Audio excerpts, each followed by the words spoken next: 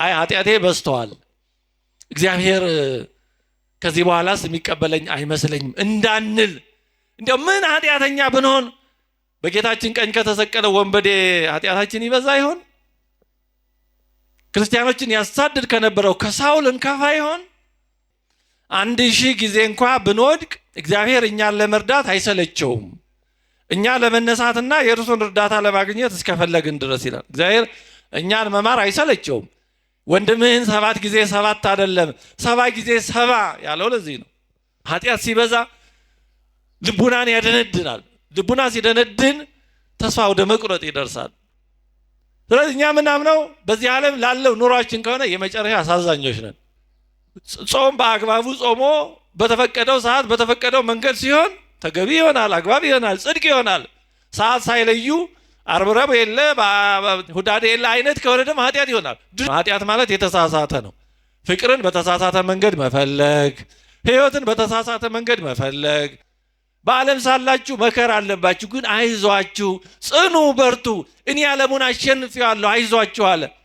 ለባለፉ ገጠመኞቻችንና ላለፍንባቸው ውጣ ውረዶች ከልክ ያለፈ ክብደት መስጠት፣ ሁሌ አይምሮን ወደዛ መመላለስ የወደፊቱም ጨልሞ እንዲታየን እግዚአብሔር ለችግራችን ሁሉ መፍትሄ አለው።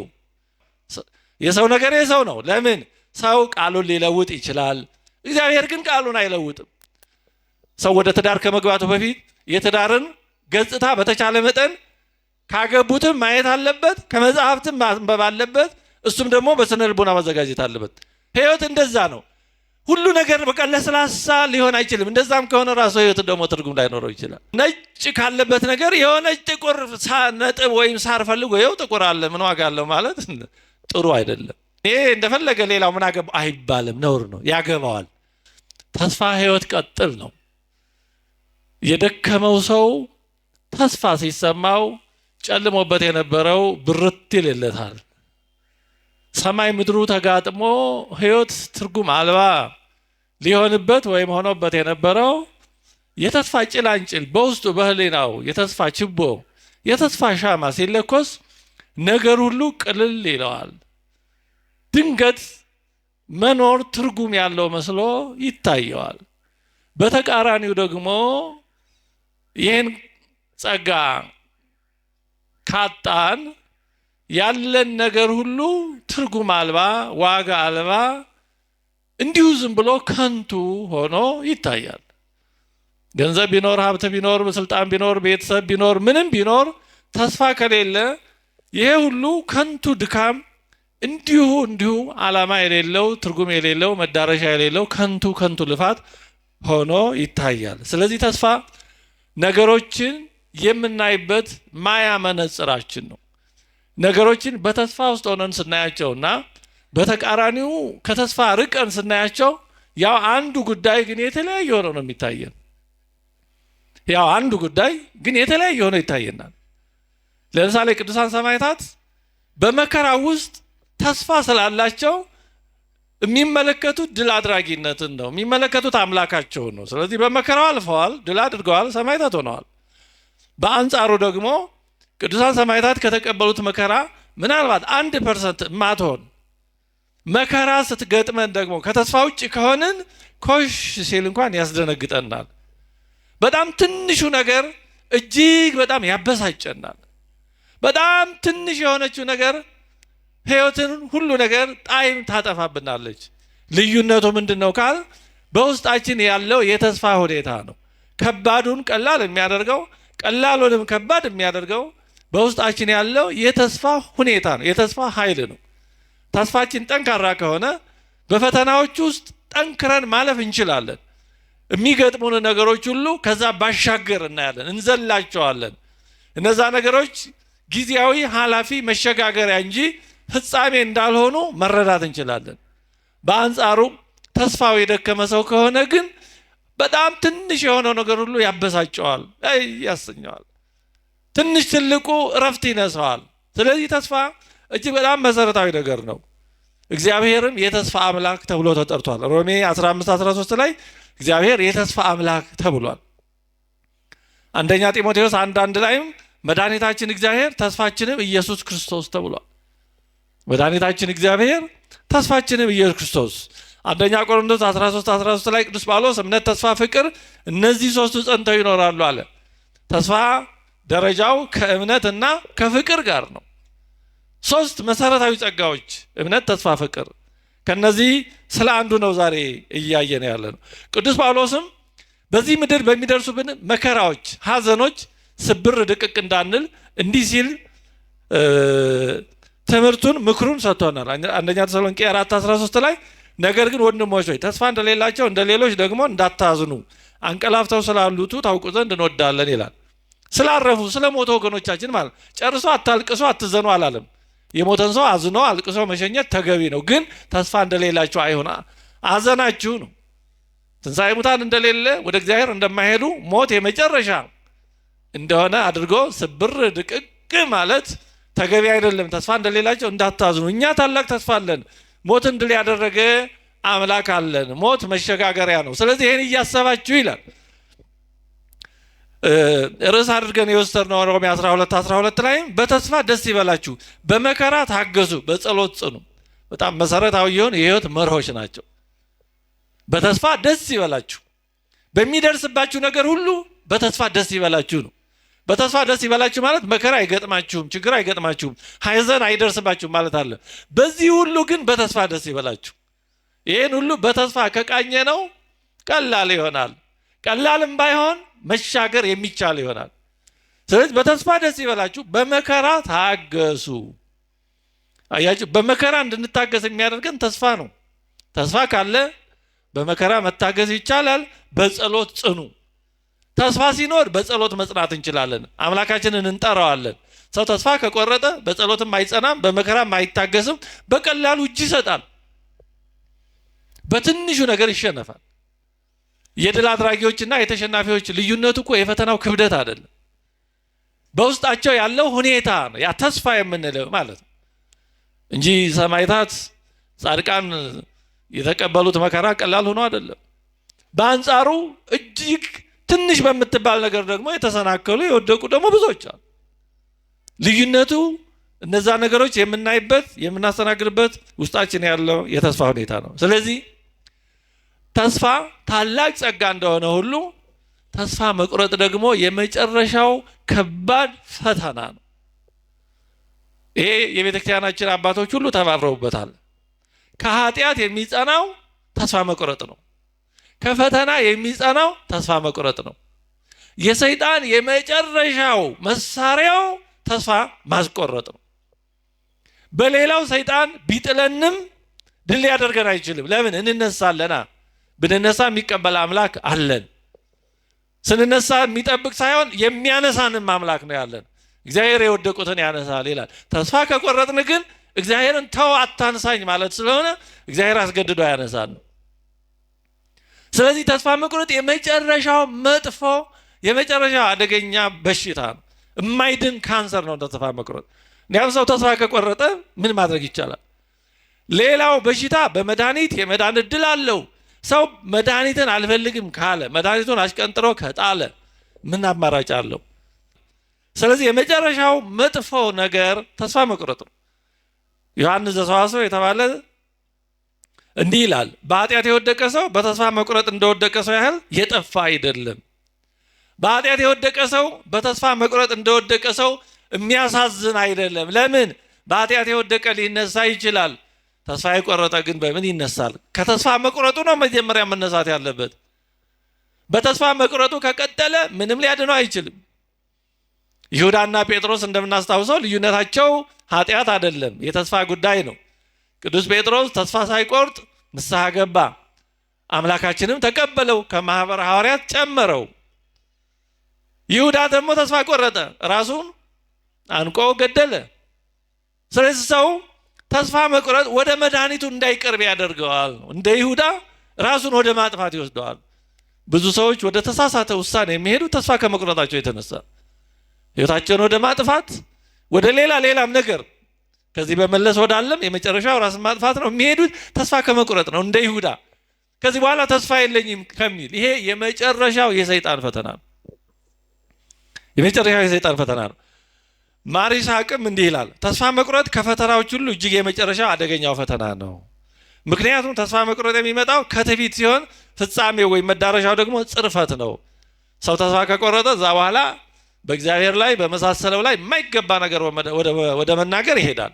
ተስፋ ቆርጧላ የበሰበሰ ዝናብ አይፈራም እንደሚባለው በእግዚአብሔር ላይ ተስፋ ከቆረጠ ተስፋ የቆረጠ ሰው ምንም ከማድረግ ወደ ኋላ አይልም። ለራሱ ተስፋ የሌለው ሰው የሌላውንም ተስፋ ያጨልማል። አደገኛ አጥፍቶ ጠፊ ማለት ተስፋ የቆረጠ ሰው ነው፣ ለራሱም ለሌላውም። ስለዚህ ተስፋ ትልቁ የእግዚአብሔር ጸጋ ነው። በአንጻሩ ደግሞ ሰይጣን ሊዋጋ የሚፈልገው ደግሞ ይሄንን የእግዚአብሔር ጸጋ ነው።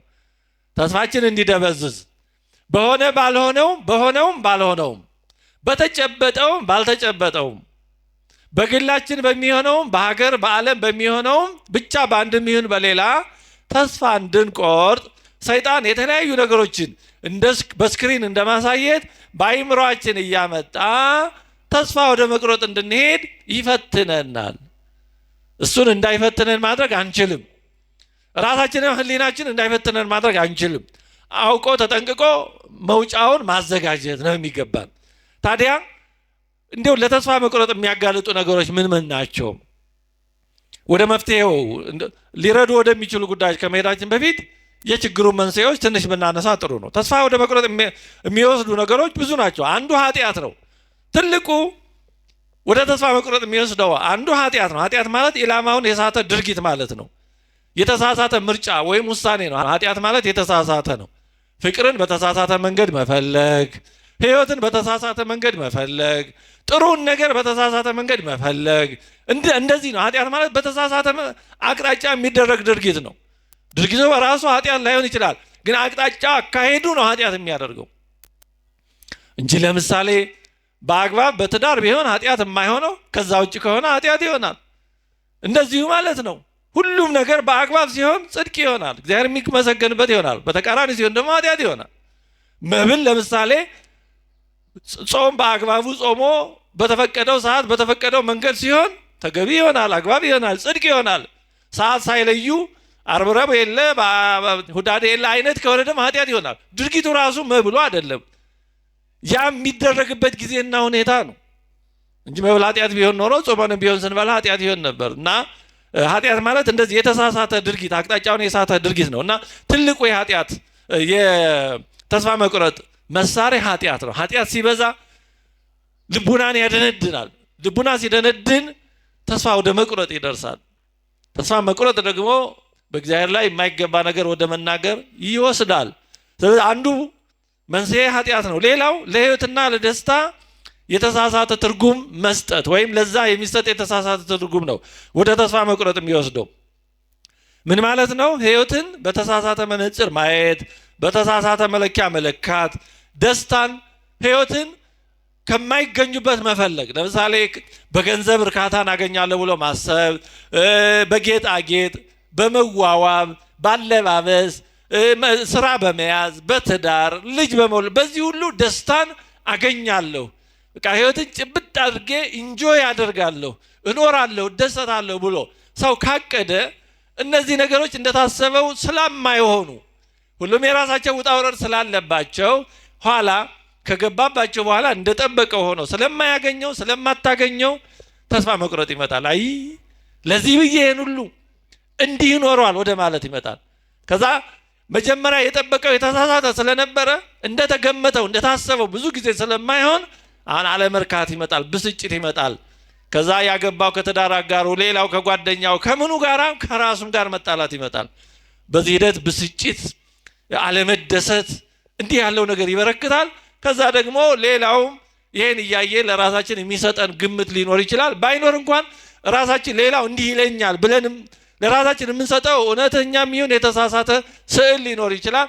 ይሄ ሁሉ እርስ በራሱ እየተደማመረ ወደ ብስጭት፣ ተስፋ ወደ መቁረጥ ሊወስደን ይችላል። ስለዚህ ስለ ህይወት እጅግ አስፈላጊ የሆነውን ነገር ዘንግቶ ርካሽ ከሆኑ ነገሮች ደስታንና እርካታን አገኛለሁ ብሎ ማሰብ የበለጠ ለተስፋ መቁረጥ ሊያጋልጥ የሚችል ነገር ነው። ደስታን በማይገኝባቸው መንገዶች በውጫዊ በሆኑ ተራ ነገሮች አገኛለሁ ብሎ ማሰብ በእውነቱ ባለባበስ እንዲህ በመኳኳል በመቆነጃጀት የተለያዩ ነገሮችን በማሳመር እንዲህ ባለ ነገር ሀብት በማብዛት የተሻለ መኪና በመንዳት እንዲህ ባለ ነገር ደስታን እርካታን አገኛለሁ ለማሰብ የበለጠ ወደ ብስጭት ነው ብዙ ጊዜ የሚወስደው። በተለይ ህሊና ላለው ሰው ይሄ እንዳልሆነ ህሊናው ስለሚነግረው፣ ሁሉም ሰው ህሊና አለው፣ ህሊና የሌለው ሰው የለም። ግን አንዳንዱ ሰው ህሊናው በተለያየ ነገር ለመደለል እንደዛ ይሞክራል። ግን ስቲል ህሊና ከውስጥ መደወሉ አይቀርም። ስለዚህ እንዲህ ያሉ ነገሮች ወደ ተስፋ መቁረጥ ሊወስዱ ይችላሉ፣ ብዙ ጊዜ ይወስዳሉ። ሌላው በህይወታችን ውስጥ የምንፈልጋቸው ነገሮች አለማግኘት፣ የጠበቅነው ነገር ምናልባት እንደፈለግነው እንደጠበቅነው ሳይሆን ሲቀር ብዙ ጊዜ መበሳጨት፣ አለመርካት፣ ከዛም ተስፋ መቁረጥ ሊመጣ ይችላል። ስራ፣ ሀብት፣ ትዳር፣ ልጅ፣ ጤና እንዲህ ያሉ ነገሮች በምንፈልገው በተመኘነው ልክ ካልሆነ ውስጣችን ያለው እንዲህ መሆን ነበረብኝ የሚለው ኢጎ እየጮኸ ራሳችንን ዋጋ የለሽ ምንም ያሰብነውን ያላሳካን ህይወታችን ትርጉም የሌለው በከንቱ የደከምን መኖራችንም ትርጉም የሌለው እያስመሰለ ሊያሳየን ይችላል። ሌላው ባለፈ ህይወታችን የገጠሙን ችግሮች ካሉ በአንድም በሌላ መንገድ ሊኖር ይችላል። አይነቱ ነው እንጂ የሚለያየው በአስተዳደግ ባኗኗር መቼም የሆነ ችግር ያልገጠመው በሆነ ውጣ ውረድ ውስጥ ያላለፈ ሰው ማግኘት በጣም አስቸጋሪ ነው እና በልጅነታችን በአስተዳደጋችን በመሳሰሉ የገጠሙን የደረሱብን ነገሮች ካሉ አካላዊ፣ ህሊናዊ ጉዳቶች፣ ጠባሳዎች የመሳሰሉት የመከዳት ስሜት ሊሆን ይችላል። እንዲህ ያሉ ነገሮች ጥለውብን የሚያልፉ ጠባሳ በኋላ ላይ በተለይ ለዛ ጠባሳ የምንሰጠው ትርጉም ወደ ተስፋ መቁረጥ ሊወስደን ይችላል። ብዙ ጊዜ በዚህ ረገድ ያሉ የስነ ልቡና ባለሙያዎችም እንደሚሉት ራሳቸው ድርጊቶቹ አይደሉም ወደ ተስፋ መቁረጥ የሚወስዱን፣ ለድርጊቶቹ የምንሰጠው ትርጉም ነው። ያን በበጎ ከተረጎም ነው ህይወት ውጣ ውረድ ነው። ማንም ሰው የሚያድግበት የራሱ መንገድ አለው። ሁሉም እንዲሁ በገነት አላደገም፣ በምድር ነው ያደገው። ሁሉም ከተመሳሳይ ቤተሰብ አላደገም፣ ሁሉም በምቾት አላደገም። ስለዚህ እያንዳንዱ የሚያድግበት የራሱ መንገድ አለ። የኔም የዛ አንድ ገጽታ ነው ብሎ የባለፈውን ተቀብሎ የሚታረም የሚስተካከል ካለ አስተካክሎ ካልሆነም ደግሞ እንዳለ ተቀብሎ ወደፊት የሚጓዝ ከሆነ ችግር የለው። ግን ወደ ኋላ 10 ጊዜ እየተመለሰ ወይ እንዲህ ተደርጎብኝ እንዲህ ሆኜ እገሌ ገሊት እንዲሆነ አድጎብ እያለ ሁሌ ወደ ኋላ እየተመለሰ ራሱን የሚያቆስል የሚደበድብ ከሆነ ህይወቱ ወደፊትም ተስፋ እየቆረጠ ይላል። የባለፈው የወደፊቱን ያጨልምበታል ማለት ነው። የእስክንድር ፈረስ እንደተባለው የራሱ ጥላ ያስደነብረዋል አይነት ይሆናል እና በተለይ ለባለፉ ገጠመኞቻችንና ላለፍንባቸው ውጣ ውረዶች ከልክ ያለፈ ክብደት መስጠት፣ ሁሌ አይምሮን ወደዛ መመላለስ የወደፊቱም ጨልሞ እንዲታየን ወደፊትም ከዛ የተለየ ሊጠብቀን እንደማይችል በቃ የኛ ህይወት ዝም ብሎ ከንቱ ባለፈው እንደሆንኩ እያልን የባለፈውን ወደፊትም እየዘረጋን እንድንጨነቅ ሊያደርገን ይችላል። ሌሎች ስለሚሉን ነገር አብዝቶ መጨነቅ ነው ወደ ተስፋ መቁረጥ የሚወስደው። ሌሎች ሊሉን ስለሚችሉት ነገር ከመጠን በላይ አብዝቶ መጨነቅ አንዱ የጭንቀት ምክንያት ነው። መቼም ይሉንታ ያስፈልጋል አይደለም? ይሉንታ ያስፈልጋል። ሰው ምን ይለኛል ማለት ያስፈልጋል። ግን ከልክ ካለፈ ግን መጥፎ ነው። እንዴ ሰው የሚለው ደግሞ አያጣማ። ይሉንታ በጣም አስፈላጊ ነው። እኔ እንደፈለገ ሌላው ምን አገባው አይባልም፣ ነውር ነው። ያገባዋል። የምንኖረው በአንድ ዓለም ነው። ደግሞ እኛ ክርስቲያኖች የአንድ ክርስቶስ አካላት ነን። የአካል ክፍሎች ሕዋሳት ሜምበር ነን። ስለዚህ እጅ ስለ እግር አያገባኝም ልትል አትችልም። ጆሮ ስለ አይን፣ አይንም ስለ ጆሮ አያገባኝም ሊል አይችልም። አንድ አካል ነው፣ አንድ ህይወት ነው ያለው። እኛም እንደዛ ነን ክርስቲያኖች። ስለዚህ ክርስቲያን በተለይ በእኔ አለባበስ በእኔ አነጋገር ማንም አያገባው አይባልም። ስህተትም ኃጢአትም ነው፣ ክህደትም ነው። እንዲህ አይባልም። ግን ደግሞ ሁሉም ደግሞ በልክ ነው። ምግብም በልክ ነው አይደል? ውሃም በልክ ነው። ሁሉም በልክ ነው። አየርም በልክ ነው። ከበዛ ነፋስ ሆኖ ይወስደናል። ስለዚህ ይሉንታም በልክ ነው እንጂ ከመጠን በላይ ምን ይሉኝ ይሆን እያል በሁሉ ነገር ከተጨነቅን ስለመፈጠራችን የማያስታውሱን የማያውቁን ሰዎች ሁሉ በቃ ሊያስጨንቀን ይችላል። እነዛ ሰዎች እኮ የሚያውቁንም የማያውቁንም ስለኛ በዛ ቅጽበት እኮ ስለመኖራችንም ዘንግተውን ሊሆን ይችላል። ግን እኛ ምንም ስለመኖራችን ምን እየሆን እንደሆነ ሊያስቡ እንኳን ስለማይችሉ ወይም ስለማያስቡ ሰዎች ሁሉ ምን ይሉኝ ይሆን እያልን እየተጨነቅን ራሳችንን ከጭንቀት ብዛት ወደ ተስፋ መቁረጥ ዋጋ የለኝም፣ በሰዎች ዘንድ አልከበርም፣ ሰዎች እኔን ዋጋ አይሰጡኝም ወደሚል የተሳሳተ ግምት ሊወስደንና ተስፋ ወደ መቁረጥ ሊያደርሰን ይችላል። ሌላው ጨለምተኛ የሆነ እሳቤ ነው። ፔሲሚስቲክ የሆነ ማለት ነገሮችን ሁሉ በአሉታዊ መመልከት በሽታ። አሁን እንዲህ አይነት ነገር እንዳይኖር በእውነት አንዳንዴ ራስን ማየት አስፈላጊ ነው። ለምሳሌ የሆነ ነገር ሲነገር ከዛ ውስጥ ሊሆን የማይችልበትን መንገድ ፈልጎ ማግኘት። እንዲህ ይሆናል ኧረ ወዲያ በየት ታልፎ እንደዚህ እኮ ብሎ ላይሆን ይችላል የሚል። አዎ ማንኛው ነገር እኮ ካልተሰራ ላይሆን የሚችልበት እድል አለው። አዎ ግን ሊሆን የሚችልበትን እድል አይቶ በዛ በኩል መሞከሩ አይሻልም? ሞክሮ ካልሆነም ይቀራል እንጂ ገና የሆነ ነገር ሲታሰብ የማይሆንበትን መንገድ ሩጠው የሚፈልጉ ሰዎች አሉ። እንደዛ እንዳንሆን መጠንቀቅ አለብን። አንዳንድ ሰዎች በእውነቱ የሆነ ሀሳብ ሲቀርብ ሊሆን እንዲችል ከመድከም ይልቅ ሊሆን እንደማይችል ለማስረዳት ወገባቸውን ታጥቀው የሚሟገቱ ሰዎች አሉ። እንደው ይሄ በጣም ጨለምተኛነት ነው። እንደው አይድረስ ነው። አንዳንዴ ሳናቀው እንደዛ ልንሆን እንችላለን። በተለይ ካስተዳደግ የምንወርሳቸው ጠባዮች ብዙ ጊዜ ሳናቃቸው ጠባይ የሆኑና እኛው እንደዛ በቃ ትክክሉ ያም ሁሉ መስሎ ሊታይ ይችላል። በተለይ አስተዳደጎቻችንን እንዲህ መለስ ብሎ ማየት የሚጠቅመው ለዚህ ነው በእውነቱ። ምክንያቱም ጠባይ ሆነዋል፣ የኛው ማንነት ሆነዋል እና እንደዛ ሆነን ነው የምንኖረው የምናደርገው። እና እንዲህ አይነት ጨለምተኛ የሆነ ነገር በጣም ጥሩ አይደለም። ሁሉን ነገር በኔጌቲቭ ማባዛት፣ እንደው ነጭ ካለበት ነገር የሆነች ጥቁር ነጥብ ወይም ሳር ፈልጎ ይኸው ጥቁር አለ ምን ዋጋ አለው ማለት ጥሩ አይደለም። አዎ በዚህ ዓለም ውጣ ውረድ አለ፣ ልክ ነው።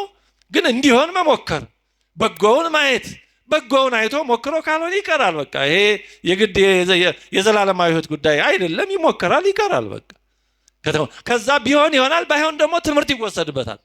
እግዚአብሔርም ደግሞ ያን ሙከራ እንደ ግርል አድርጎ ሊያየው ይችላል እንጂ ገና ሲጀመር ኧረ ወዲያ ብለን የማይሆንበትን መንገድ ካየን በቃ ሳንንቀሳቀስ እዛው ነው የምንቀረው። ምክንያቱም ማንኛውም ነገር ላይሆን የሚችልበት እድል አለ።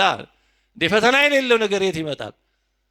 አሁን እንቅስቃሴ እኮ የሚደረገው በፍሪክሽን ነው ይባላል፣ ፍጭት። ለምሳሌ አሁን ወለል አስፋልት መንገድ እጅግ በጣም ከለሰለሰ እንደ ላስቲክ ከሆነ መኪና ያስነዳል? አያስነዳም። ከመጠን በላይ ከለሰለሰ አያስነዳም። ከመጠን በላይም ሻካራ ከሆነ ያው ኮረኮንች ነው፣ ጭቃም ከሆነ ደግሞ አይሰድም። ስለዚህ ምን መሆን አለ? ማዕከላዊ መሆን አለበት። ያው የተወሰነ ለፍሪክሽን ለፍጭት የሚሆን የተወሰነ ሽክረት መኖር አለበት እንጂ አስፋልቱ ተነጥፎ በጣም በላይ ከለሰለሰ ላያስነዳ ይችላል። ህይወት እንደዛ ነው።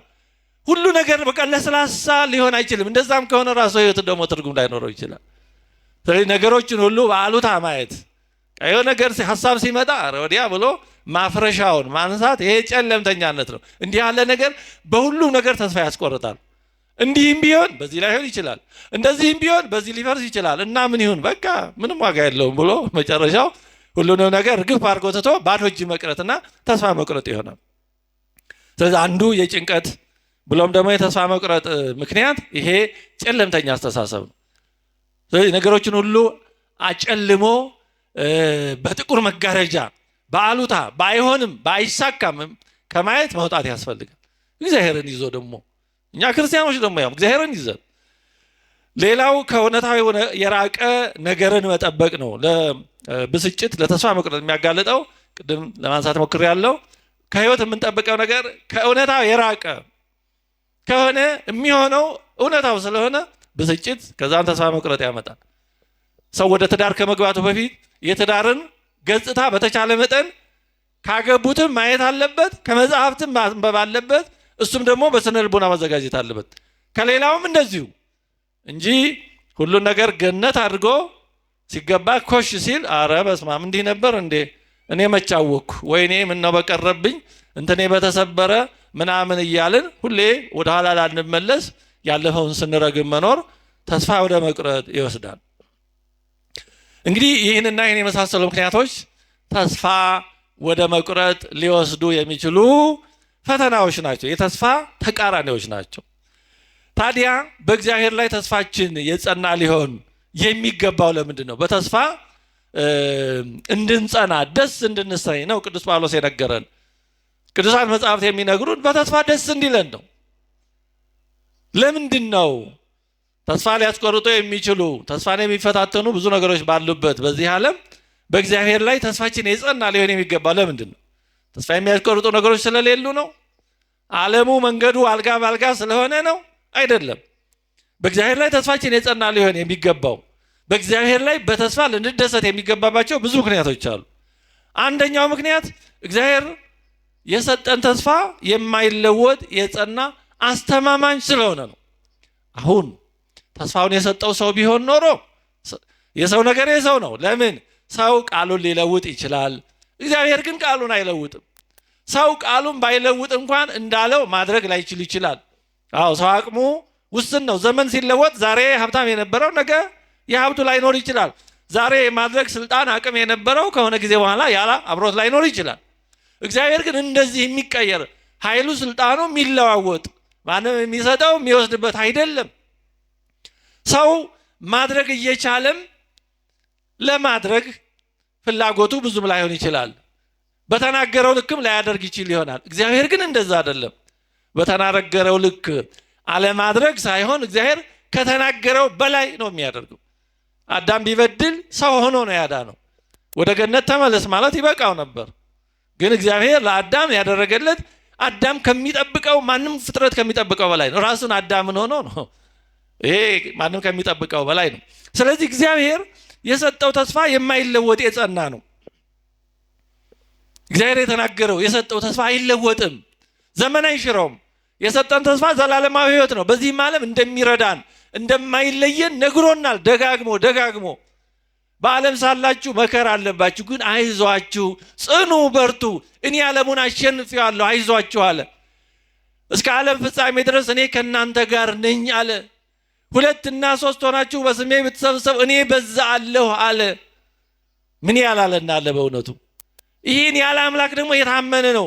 ሁኔታውን አይቶ የሚለወጥ አይደለም። እውነቱን ለመናገር እግዚአብሔር ከተናገረው የማይፈጸም ነገር ቢኖር ኖሮ ከክብደቱ የተነሳ የአምላክ ሰው መሆን ጉዳይ ነበር። ይሄ መጨረሻ ከባድ ነው። እግዚአብሔር ላይፈጽመው ይችል የነበረ ነገር ቢኖር ኖሮ የማይፈጽመው ልጁን ለኛ መስጠት ነበር። ይሄ ምናልባት ጆሮአችን ጠገብ ስላደረገው ቀላል ነገር መስሎ እንዳይታየን እግዚአብሔር የሰጠው አንድያ ልጁን ነው። አንድያ ልጁ ኢየሱስ ክርስቶስ ደግሞ የሰጠው ራሱን ነው። ስጋውን ደሙን ነው ቆርሶ አፍሶ የሰጠው። ይሄን ከሰጠ ሌላ ላይሰጥ ይችላል ብለን የምንጠራጠረው ምን አለ ነው። ቅዱስ ጳውሎስ ይሄንን በማድነቅ እንዲህ ይላል። ሮሜ ምዕራፍ 8 ቁጥር 32 ጀምሮ ለገዛ ልጁ ያራራለት ይላል። እግዚአብሔር አብ ለገዛ ልጁ አራራለት። አራራለትም ሲል ጨክኖበታል ማለት አይደለም። ስለኛ ሲል አሳልፎ መስጠቱን መግለጹ ነው። የእግዚአብሔር አብን የፍቅሩን ጽናት ለኛ ያለውን የፍቅር ጽናት ሲገልጽ ነው። ለኛ ካለው ፍቅር ደግነት የተነሳ ለልጁ ያራራ እስኪመስል ደረሰ። የሚገርም ነው። ለገዛ ልጁ ያራራለት፣ ነገር ግን ስለ ሁላችን አሳልፎ የሰጠው ያው ከእርሱ ጋር ደግሞ ሁሉ ነገር እንዲያው እንዴት አይሰጠንም? አንድያ ልጁን የሰጠን ከሆነ ሌላ አይሰጠንም ተብሎ ምን የሚያስጠረጥር ነገር ይኖራል? እስኪ አሁን እውነቱን ለመናገር ልጆች አሏችሁ። እስኪ እንዲያው ልጃችሁን አሳልፋችሁ እስክትሰጡ ድረስ የምትወዱት ሰው ቢኖር አይኖርም እንጂ ከልጃችሁ ወዲያ የምትወዱት ሰው ይኖራል? ልጃችሁን አሳልፋችሁ ልትሰጡለት ብቁ የሆነ ሰው ይኖራል? እሺ አለ ብለን እናስብ እስኪ። አይኖርም። እንጃ ብቻ አይኖርም ብሎ ለመደምደም እግዚአብሔር መሆን ይጠይቃል። ግን ይኖራል ብሎ ለማሰብ ግን በጣም ከባድ። ታዲያ እንዲያው እናስብ፣ ልጃችሁን አሳልፋችሁ እስክትሰጡ ድረስ የምትወዱት ሰው አለ ብንል ለዚህ ሰው የሚበላው ትከለክሉታላችሁ? ለዚህ ሰው ሌላ ተራ ነገር ቢለምናችሁ ትከለክሉታላችሁ? እግዚአብሔር ለችግራችን ሁሉ መፍትሄ አለው። አይ እግዚአብሔር ይህን ችግር መፍታት ይችላል፣ ይሄንማ እንዴት አድርጎ የምንለው ነገር የለም። እግዚአብሔር ለኃጢአታችን መፍትሄ አለው። መድኃኒት ነው፣ ራሱ መድኃኒት ነው። ንስሐውን መድኃኒት አድርጎ ሰጥቷል። ስጋውን ደግሞ መድኃኒት አድርጎ ሰጥቷል። ምን ያልሰጠን ነገር አለ? ከዚህ የተነሳ ነው እግዚአብሔር ብዙ ጊዜ ለኃጢአተኞች የተለየ ጸጋ ሲያደርግ የምናየው። ለእኛም ተስፋ እንዲሆነን ነው። 3 ጊዜ በአደባባይ የካደውን ጴጥሮስን መልሶ ከማኅበረ ሐዋርያት ጨምሮታል። ዋና የክርስቲያኖች አሳዳጅ የነበረውን ሳውልን ክርስቲያኖችን የሚያጸና ብቻ ሳይሆን ምርጥ ዕቃ አድርጎታል። ቀራጩን ማቴዎስን ወንጌላዊ አድርጎታል። ሽፍታውን ከሁሉ አስቀድሞ ገነት አስገብቶታል። ይሄ ሁሉ ለእኛ ተስፋ እንዲሆን ነው። አይ ኃጢአቴ በዝተዋል፣ እግዚአብሔር ከዚህ በኋላስ የሚቀበለኝ አይመስለኝም እንዳንል እንዲያው ምን ኃጢአተኛ ብንሆን በጌታችን ቀኝ ከተሰቀለ ወንበዴ ኃጢአታችን ይበዛ ይሆን? ክርስቲያኖችን ያሳድድ ከነበረው ከሳውል እንከፋ ይሆን? ስለዚህ በተግባር ደግነቱን፣ መሐሪነቱን፣ ይቅርባይነቱን ኃጢአተኞችን የሚቀበል መሆኑን አሳየን። በጠፋው ልጅ አስተማረን። ምን ያላስተማረበት መንገድ አለ በእውነቱ። ስለዚህ ኃጢአታችን በዝቶ ተስፋ ወደ መቁረጥ ቢወስደን በጭራሽ እንዴ መድኃኒት እያለ ሰው መድኃኒት እያለ እንዴት በህመም በበሽታ ይሞታል? ሰው የሚበላ እያለ እንዴት በረሃብ ይሞታል? የሚበላ ሳይኖር በረሃብ ቢሞት ምን ይደረጋል? ያሳዝናል። የሚጠጣ ሳይኖር ሰው በጥም ቢሞት ያሳዝናል። የሚጠጣ ሞልቶ እንዴት ሰው በጥም ይሞታል? ድነት ተዘጋጅቶ ይኸው ቤተክርስቲያን ኑ ደወሉ ሁሉ ቅዳሴው ማህሌቱ ለእኛ ነው። ስጋው ደግሞ የሚፈተተው ለማን ነው? ለጻድቃን እኮ አይደለም፣ ለበሽተኞች ነው። መድኃኒት የሚመረተው ለማን ነው? ለጤነኞች እኮ አይደለም። ስለዚህ በዚህ ሁሉ እግዚአብሔር ምንም ቢሆን እንደማይጠላን እንደማይተውን ብቻ ሳይሆን ፍቅሩ እንደማይለወጥ አሳይቶናል። የምንለወጠው እኛ ነን እንጂ እሱ አይደለም። ኃጢአት ስንሰራ የሚለወጠው እሱ ሳይሆን እኛ ነን። ስለዚህ ነው ተለውጠናልና ያን መለወጥ ትተን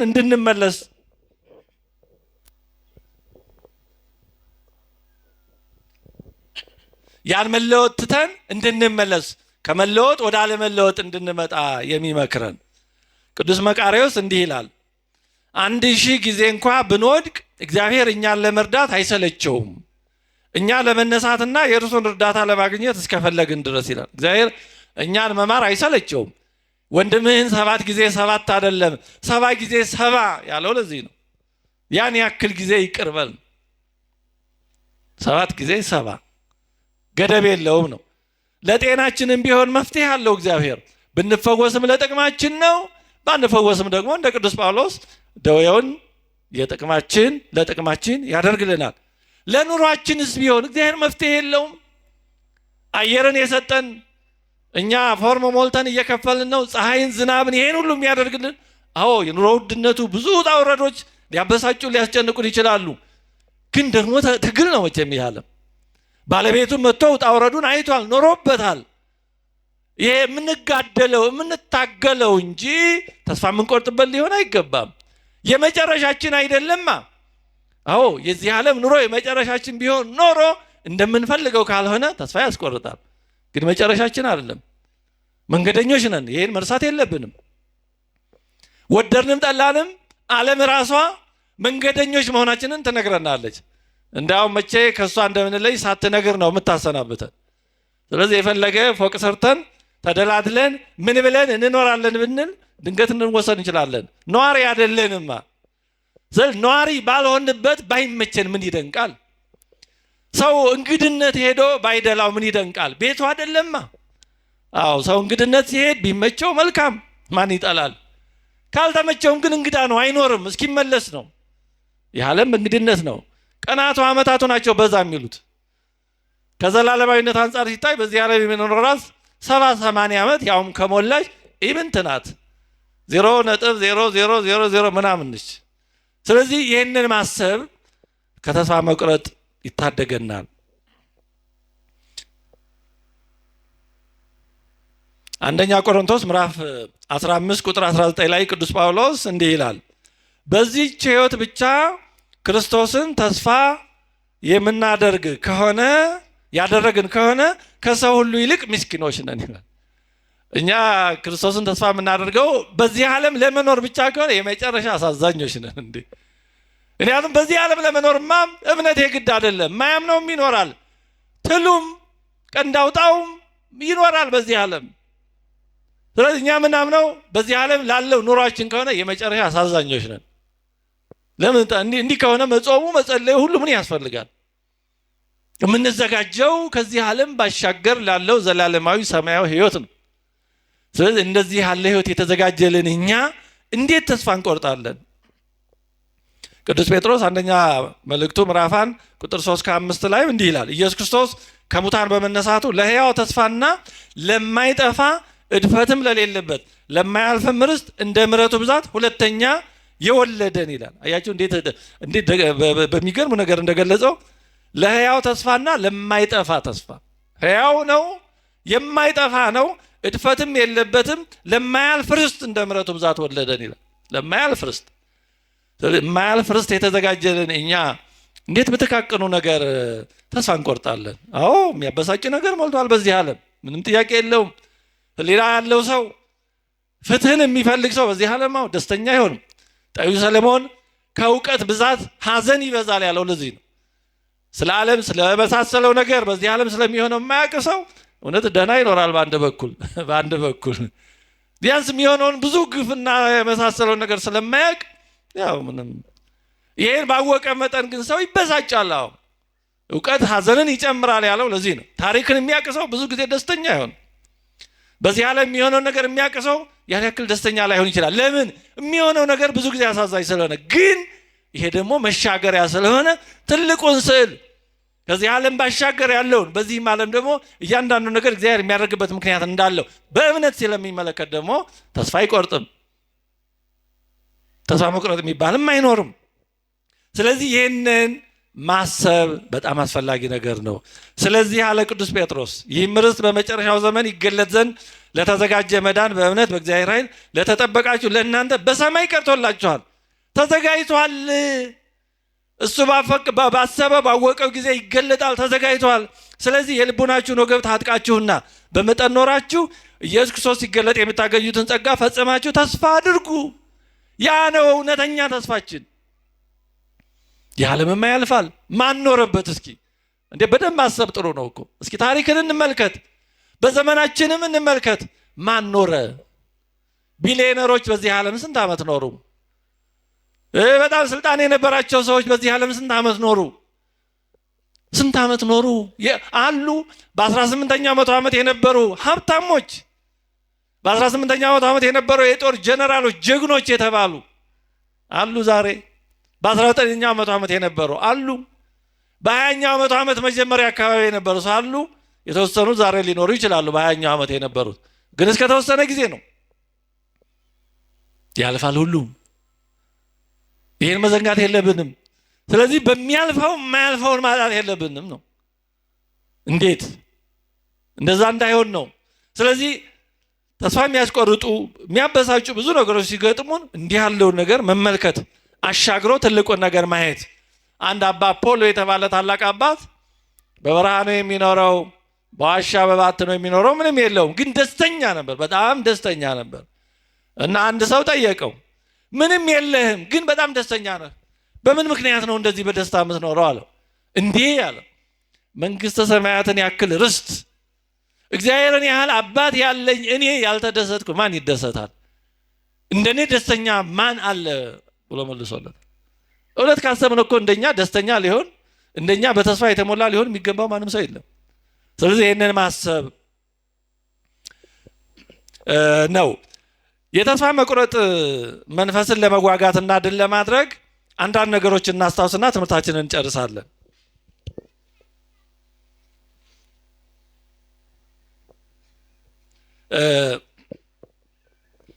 የተስፋ መቁረጥን መንፈስ ለመዋጋትና ድል ለማድረግ ምን ብናደርግ ይሻላል? መግቢያው ላይ እንዳነሳ ነው ሰይጣን በጣም ትልቁ ጾሩ የተስፋ መቁረጥ መንፈስ ነው። እንደውም ራሱን የቻለ በተስፋ መቁረጥ የሚፈትን መንፈስ አለ ይላሉ። የተስፋ መቁረጥ መንፈስ ልክ የተለያየ እንደዚህ የሚያሰራ እርኩስ መንፈስ አለ እንደሚባለው ማለት ነው። እና በጣም ከባዱ አንዱ ይሄ ነው ይላሉ። ታዲያ ይሄን ለማድረግ ምን እናድርግ? ትንሽ ነገሮችን አንስተን እስካሁን ካነሳነው ጋር እንጨርሳለን። አንደኛ በእግዚአብሔር መታመን ነው። በእግዚአብሔር መታመን ቀላል ነገር አይደለም። ቅድም እንዳነሳ ነው እግዚአብሔር እንደማይተወን አለመዘንጋት። አይተውንም። እግዚአብሔር ማንን ትቶ ያውቃል? እስኪ በእግዚአብሔር ታምኖ የተተወ ሰው አለ? የለም። እርግጠኛ የለም። እንኳን እግዚአብሔር ሕሊና ያለው ሰው እንኳን አይተውም። መቼም አንዳንድ ሰው ይኖራል በአቅም ማጣትም በመሳሰለው፣ ያው ሰው ነው። ግን እግዚአብሔር ነው። እግዚአብሔር አይተውም። ማንን ተወው? ዳንኤልን በአንበሶች ጉድጓድ ተወው? አንበሶች በሉት? በጭራሽ አልተወው። 30 ደቂቅን በእሳት ጉድጓድ በእሳት ውስጥ እቶን ተዋቸው? በጭራሽ አልተዋቸውም። ዮሴፍን በግብፅ በባዕድ ሀገር ተወው? አልተወውም። አከበረው በጊዜው ጊዜ እንጂ። እያልን ብንቀጥል እግዚአብሔር የተወው ማንም የለም። ማንም እግዚአብሔር ትንኝን እንኳን አይተውም፣ ድንቢጦችን እንኳን አይተውም ተብሏል። የራሳችሁ ጠጉር እንኳን ተቆጥሯል ተብሏል። ይህን ያህል እንታወቃለን ነው። ስለዚህ ይህን ማስታወስ፣ በእግዚአብሔር መታመን። ዳዊት እንዲህ ይላል መዝሙር 41 ቁጥር 5 ላይ ነፍሴ ሆይ ለምን ታዝኛለሽ? ለምንስ ታውኪኛለሽ? የፊቴን መድኃኒት አምላኬን አመሰግነው ዘንድ በእግዚአብሔር እመኚ፣ እመኒ በእግዚአብሔር ከመ እገኒ ሎቱ ይላል። እሱን አመሰግነው ዘንድ እመኚ፣ አትናወጪ ዝም ብለሽ ወዲህ ወዲያ፣ በሱ እመኚ ይላል። ስለዚህ እንዲህ ያለ መንፈስ ሲመጣብን ነፍሴ አትናወጪ፣ እግዚአብሔር አለ፣ ዝም ብለሽ እሱን አመስግኝ፣ በሱ ታመኚን ማለት። ራስን መስበክ እኮ ከባድ ነው። ለሌላው መስበክ ያን ያክል ራስን እንደ መስበክ አይከብድም። ምክንያቱም ራስን ማታለልም አይቻልም። ከራስ ወዴት ይኬዳል? ስለዚህ ራስን ማሳመን ያስፈልጋል። የእግዚአብሔርን ቃል እኮ የምንማረው ሁላችንን ያን ሰምተን በኋላ ራሳችንን በደንብ እንሰብክበት ነው። የሆነ ፈተና ሲመጣ ተማሪ የሚያጠናው እኮ ፈተና ሲመጣ ለመመለስ ነው አይደለም? እንዲሁ ለጠቅላላ እውቀት ብቻ አይደለም። ስለዚህ ፈተና ሲመጣ እምነታችንን የሚሸረሽር ተስፋችንን እንደ ጦር የሚዋጋ ፈተና ሲመጣ አርፈ ተቀመጥ፣ ይሄ ክፉ መንፈስ ነው ከኔ ወግድ፣ እኔ በአምላኬ ተስፋዬ የጸና ነው፣ በአምላኬ ታመናለሁ ማለት፣ እግዚአብሔር አይተወኝም ማለት። አንደኛ ጴጥሮስ 5:7-8 ላይ እርሱ ስለ እናንተ ያስባልና የሚያስጨንቃችሁን ሁሉ በእርሱ ላይ ጣሉት ይላል። ሌላው ደካማነታችንን አለመዘንጋት ነው።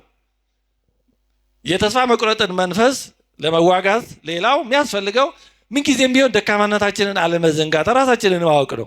የተስፋ መቁረጥ አንዱ መንስኤ ለራሳችን የምንሰጠው ተገቢ ያልሆነ ቦታ ነው። ይሄ ለራስ የምንሰጠው የተጋነነ ስዕል፣ ራሳችንን እንደ ተማርን እንደ አዋቂ እንደምንችል አድርገን ካሰብን የሆነ ነገር ኮሽ ሲል እንደጠበቅነው ሳይሆን ሲቀር መደንገጥ መደንገጥ መደንገጥ፣ በመጨረሻ ዋጋ የለኝም ምንም አይሳካለኝም ወደ ማለት እንሄዳለን። እንደዚህ ለራስ የሚሰጥ ቦታ በሁለቱም አቅጣጫ አደገኛ ነው።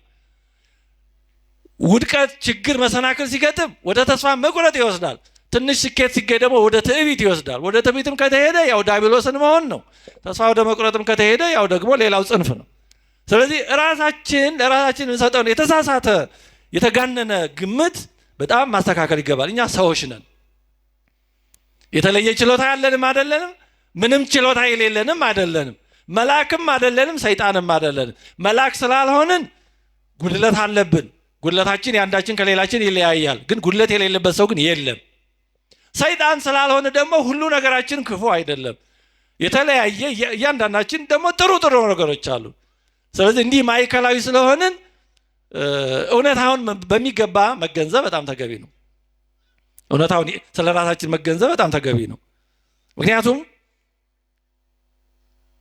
በኃጢአት ብንወድቅ የተለያየ ነገር ቢገጥመን ለራሳችን የተጋነነ ስሜት ከሰጠን ወደ ተስፋ መቁረጥ እንሄዳለን። የሆነ ኃጢአት ስንሰራ የሆነ ድቀት ቢገጥመን አይ እኔ እንደዚህ እንዴት እሆናለሁ ብለን የምናስብ ከሆነ በጣም በራሳችን ከልክ በላይ ወደ ተስፋ መቁረጥ በሚወስድ ልክ የምንበሳጭ ከሆነ በውስጣችን ሳናውቀው የትዕቢት መንፈስ ነበር ማለት ነው።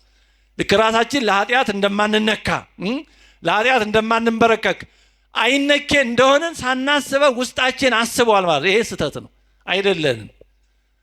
ማንኛውም ሰው በማንኛውም ሰዓት በኃጢአት ሊወድቅ ይችላል። ይህንን ድክመታችንን ማወቅ አለብን። ስለዚህ አያድርግ እንጂ የሆነ ድቀት ቢገጥመን ምን ይደረግ፣ ሰው ነኝ፣ እኔ ይሄው ነኝ፣ በቃ ማረኝ ማለት ነው ያለብን እንጂ እንዴት እኔ እንዲህ ይሆናለሁ ብሎ ልክ ራስን እንዳይነኬ ቆጥሮ መንጠርጠር ተገቢ አይደለም። ንስሐም እንዲህ ያለው ነገር ብዙ ጊዜ አግባብ አይሆንም። ምናልባት ተስፋ ቆርጠን ከንስሐም ልንርቅ እንችላለን።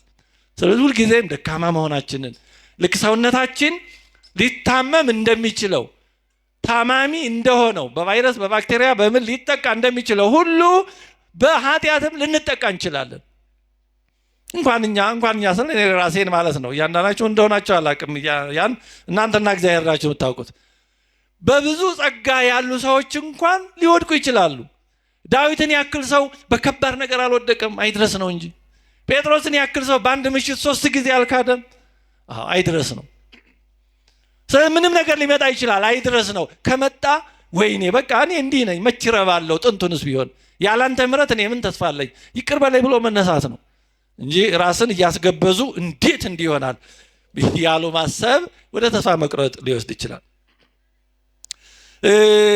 ሌላው የሚመጡብንን አሉታዊ ሐሳቦች ሁሉ እውነት እንደሆኑ አድርጎ አለመቀበል ነው። እንሞግታቸዋል።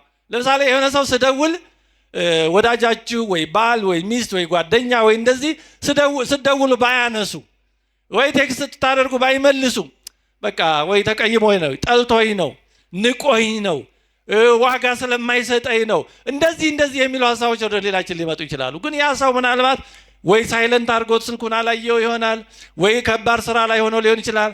ምናልባት ደግሞ ባትሪም ጠፍቶበት ሊሆን ይችላል፣ ስልኩም ጠፍቶ ሊሆን ይችላል። ስለዚህ የሌለ ነገር ወደ ሌላችን መጥቶ በጣም በቃ ጎትጉቶ ወደ ተስፋ መቁረጥ ዋጋ የለኝም አረባም በቃ ወደሚል እንዳይወስደን እንዲህ ያሉ ሐሳቦችን እንሞግታቸው። ብሎ አይምሮአችን የሚያመጣውን ሁሉ አንዋጣው፣ አንቀበለው። አውቆ ሰይጣን የሚያመጣው ሐሳብም ሊሆን ይችላል።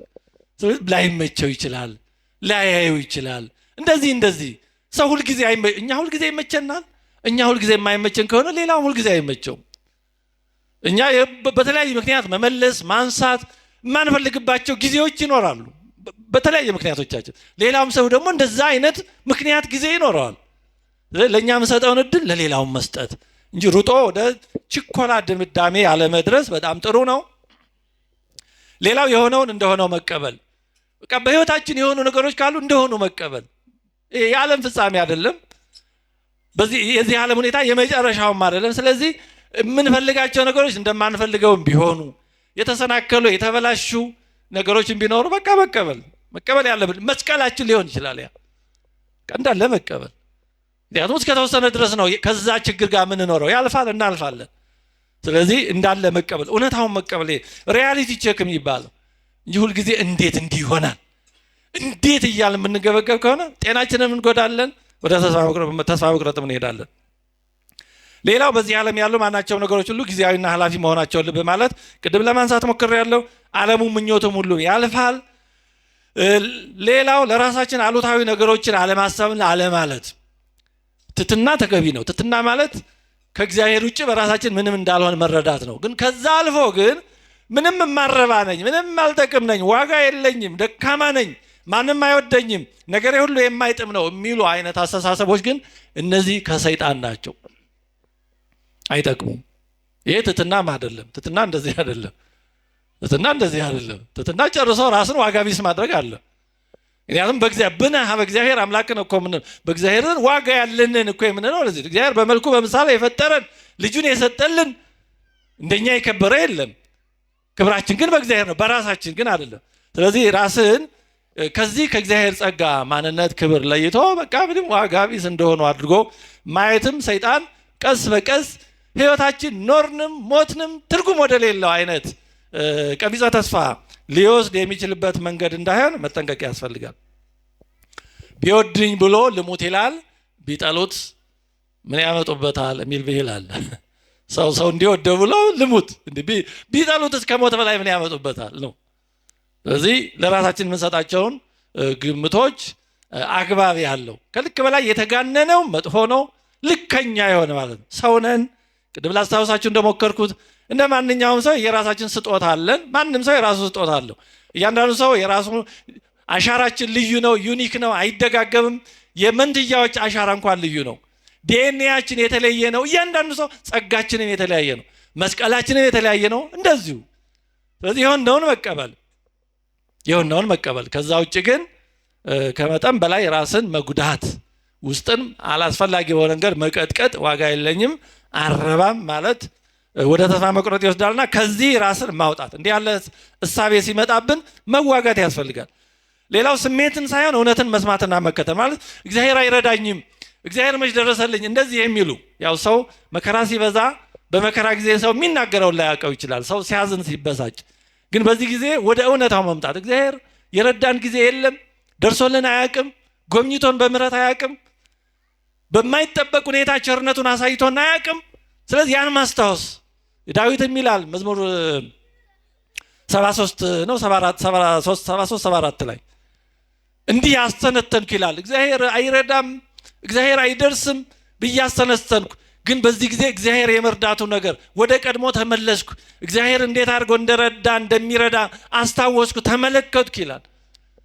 ስለዚህ በሆነ ችግር ጊዜ እግዚአብሔር የራቀን ችግር ሁሉ የተደራረበብን ቢመስለን ወደ ኋላ እንመለስ። እግዚአብሔር የደረሰልንን የረዳንን ያደረገልንን ለሌሎች ብቻ ሳይሆን ለእኛም ያንን ስንመለከት የእግዚአብሔር እርዳታ የእግዚአብሔር ቅርብነት ወደፊታችን ይመጣል። ፈተናውን እንዲህ ባለ መንገድ ልናልፈው እንችላለን። ሌላው አዲስ ህይወት ለመጀመር መቁረጥና መጀመር ነው። የጀመርነው ነገር የማያዋጣ ከሆነ እስካሁን የመጣንበት ነገር የተሳሳተ የማያስኬድ ከሆነ ማድረግ የሚገባን ትክክለኛ ውሳኔ ያን አቋርጦ ሌላ ነገር መጀመር ነው። ብሂል አለ።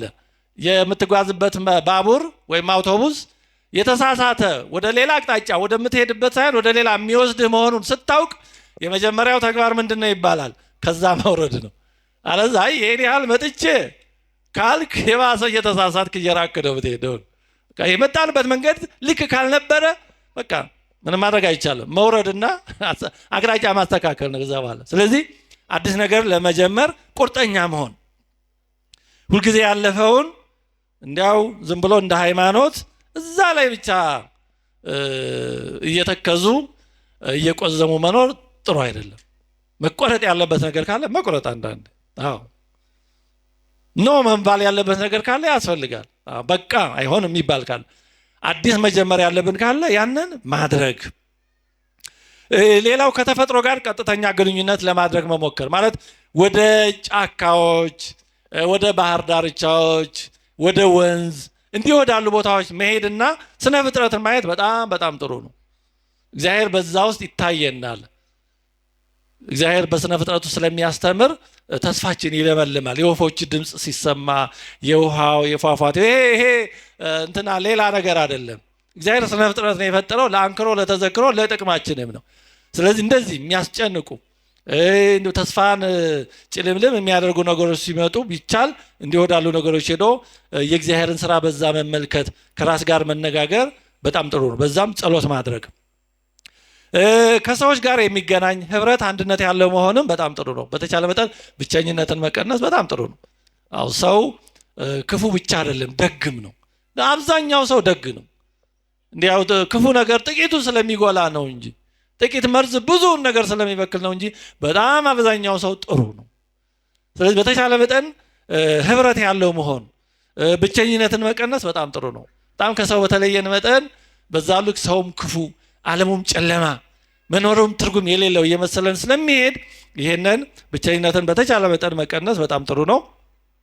ሌላው ራስን ከሌላው ሰው ጋር አለመወዳደር ወይም አለማነጻጸር ነው። አሁን አንዱ የዘመናችን የሶሻል ሚዲያ አንዱ ችግር ይሄ ነው። ብዙ ወጣቶች ሶሻል ሚዲያ ላይ የሆኑ ሰዎች በለጥፈው ባላቸው ፎሎወር፣ ላይክ፣ ሰብስክራይብ በሚባሉ አዲስ ነገሮች ራሳቸውን የሚጎዱ አሉ። እዛ ላይ የተለጠፈው እኮ ሪል ፎቶ ላይሆን ይችላል። አሁን ምንድነው ኤአይ ነው የሚባል መጥቷል። እዛ ላይ የሌለ በቃ ተቀባብተው ምናምን የተለጠፈ ፎቶ ሲያዩ ራሳቸውን ከዛ ጋር እያነጻጸሩ በጣም የሚጨነቁ ተስፋ የሚቆርጡ እህቶቻችን አሉ፣ ወንድሞቻችን ሊኖሩ ይችላሉ። እንዲህ ካለ ነገር ራስን መጠበቅ ያስፈልጋል ወዳጅ። ያ በአብዛኛው እውነታ ላይሆን ይችላል፣ እውነታም ሊኖረው ይችላል። ቢኖረውም ሰው ለየራሱ ነው የሚኖረው። አንተም ልዩ ነህ፣ አንቺም ልዩ ነሽ፣ ሌላውም ሌላ ነው። አንዱ ሌላውን አይሆንም፣ አይገለባበጥም። ስለዚህ ራስን ከሌላው ጋር አለመወዳደር በጣም ጥሩ ነው። ይሄ በትዳርም በሁሉም ነገር የሚመከር ነው። በትዳርም ባልም ሚስትም ባሏን ከሌላ ጋር ማነጻጸር አይገባም። የገሌ ባልማ የገሌ ሚስትማ አይባልም። ይሄ በጣም ነውር ነው። ትዳርን ለማፍረስ የመጀመሪያውን ክብሪት መለኮስ ነው እንዲህ ማለት። የየራሱ ሰው ኑሮ ለየራሱ ነው። ስለዚህ ራስን ከሌላው ጋር አለማነጻጸር። የራስ ህይወት የራስ ነው። አንተ ራስ፣ አንቺ ራስሽ፣ እኔ ራሴ በቃ ማለት ሁሉም በራሱ መንገድ ነው የሚኖረው።